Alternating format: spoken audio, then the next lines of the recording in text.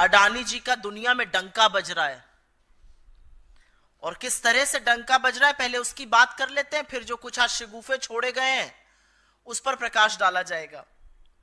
France की बड़ी company है टोटल एनर्जी, दुनिया की 7 बड़ी एनर्जी कंपनीज में से एक है। अडानी ग्रीन एनर्जी में 20% की हिस्सेदार है।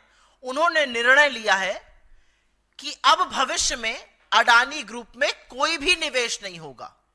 यह निर्णय भ्रष्टाचार, घूसखोरी, जालसाजी के जो आरोप लगे हैं अमेरिका में, उसके चलते किया गया है। ये उनकी प्रेस रिलीज में है कि हमारी जीरो टॉलरेंस है भ्रष्टाचार को लेकर। तो टोटल एनर्जी ने आगे आइंदा निवेश ना करने की ठानी है। यह फ्रांस से कहानी आ रही है। एक अमेरिकी एजेंसी है जो अब रिव्यू कर रही है कि श्रीलंका का जो बंदरगाह, जो पोर्ट अडानी को मिला था, उसके लिए फाइनेंस रिलीज किया जाए या ना किया जाए। करीब $553 मिलियन का करार है, वो किया जाए या ना किया जाए। अमेरिकन एजेंसी ये रिव्यू कर रही है। श्रीलंका खुद अडानी पावर डील का रिव्यू कर रहा है और अलर्ट पर है। इजराइल में हाइफा पोर्ट जो मोदी जी के जाने के बाद मिला था, जैसे श्रीलंका की डील भी मोदी जी के कहने से मिली थी, और मैं नहीं कह रही हूं, वहां के पूर्व राष्ट्रपति ने कहा है। इजराइल मोदी जी जब गए थे, वहां से लौटे तो हाइफा का जो एयरपोर्ट, हाइफा के पोर्ट का करार मिला था, वहां पर श्रमिक जबरदस्त विरोध में उतरे हुए हैं अडानी के खिलाफ।